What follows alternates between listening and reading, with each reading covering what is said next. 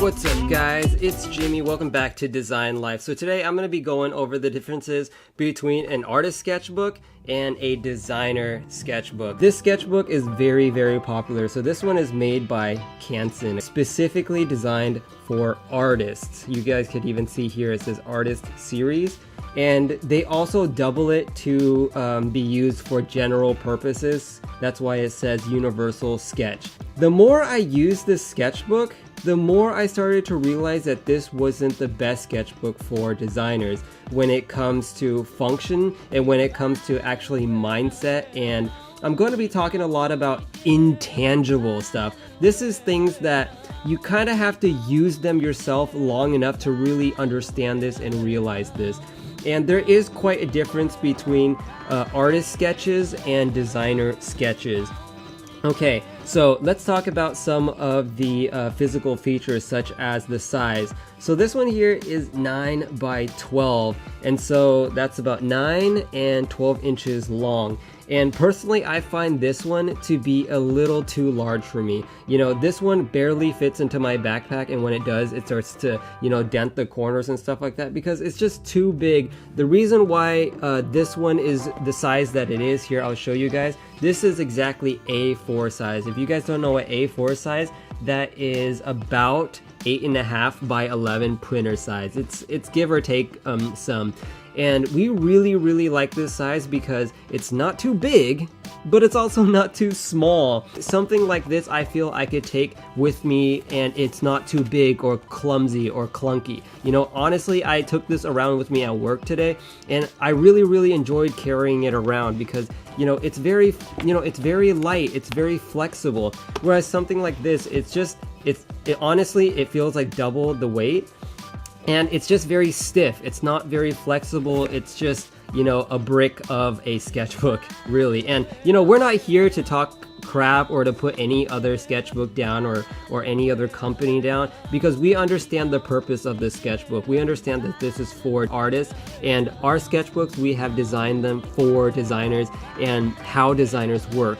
A sketch from a designer is very different than a sketch from an artist. You know, everybody has their own opinions and everybody thinks a little differently, but personally for me, I found that artist sketches are a little more special in a way. They're more sacred. For this one here, we really wanted to promote the designer's workflow. And so when you think of a designer's sketch, designers, we do sketch and sometimes they look really cool, but at the end of the day, a designer's sketch is literally a tool to help the designer visualize their thoughts. It's kind of like writing a rough draft of a book, and eventually that will get you to the finished thing.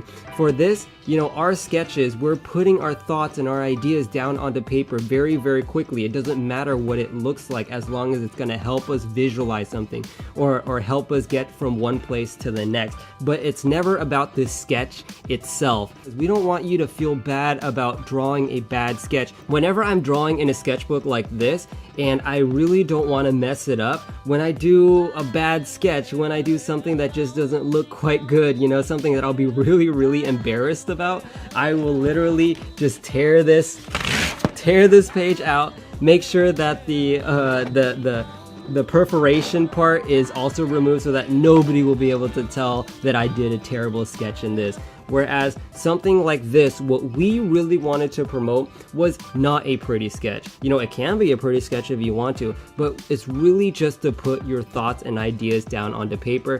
And it's only when you guys use this is when you will start to see that. Obviously, the biggest difference about this sketchbook and this sketchbook is the orientation.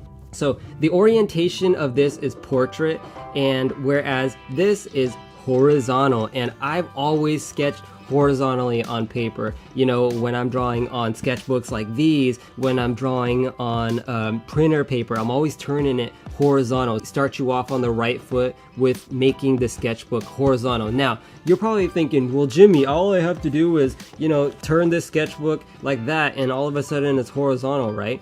You're right. You're 100% right. But to us, that is already a compromise. You are already changing the product up, using it for not what it's intended for and designed for.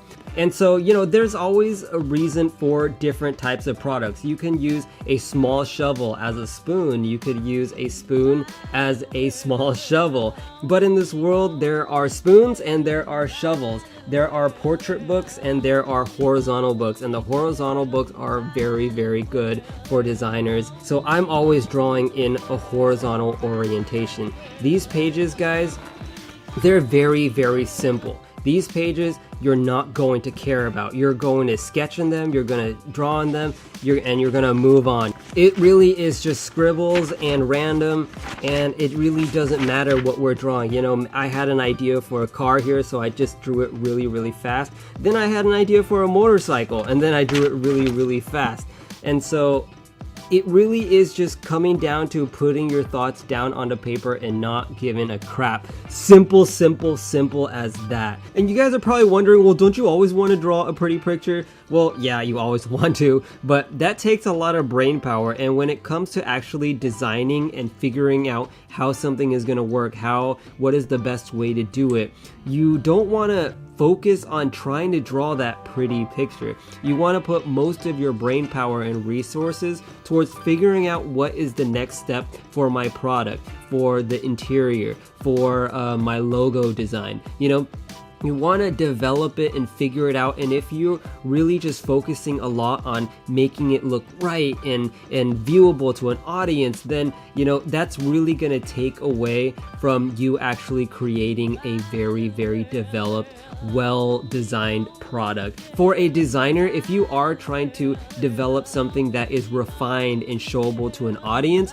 that's when we'll start to do something like 3D renderings or Photoshop renders, you know, where it is very refined and pristine and beautiful. We use those tools for those aspects. But when it comes down to sketching, guys, and these are sketchbooks, you want to throw your ideas down. You want to be unfiltered. Alright guys, that is about it for this video. I hope you learned the differences between an art sketchbook and a design sketchbook and what we are trying to accomplish with this book. Okay guys, if you like this video, hit that thumbs up button please. It'll really help us out. If you have any questions on anything else, let me know down in the comments and I'll try my best to help answer your questions. These sketchbooks, you can grab them on our website, designlifebrand.com. And that is about it, guys. My name is Jimmy. Really hope to see you guys. Go ahead and follow us on Instagram. We post original content on the daily. And also, while you're at it, hit that subscribe button and also hit that little bell button so that you will be guaranteed to be notified when we upload our next video. And that will be talking about a comparison between our Design Life sketchbook and another very similar sketchbook that is made by a company called Strathmore, and that is a very, very popular sketchbook. You guys have probably seen that one many, many times. I hope you guys are having a great design life, and I'll catch you in the next video. Peace.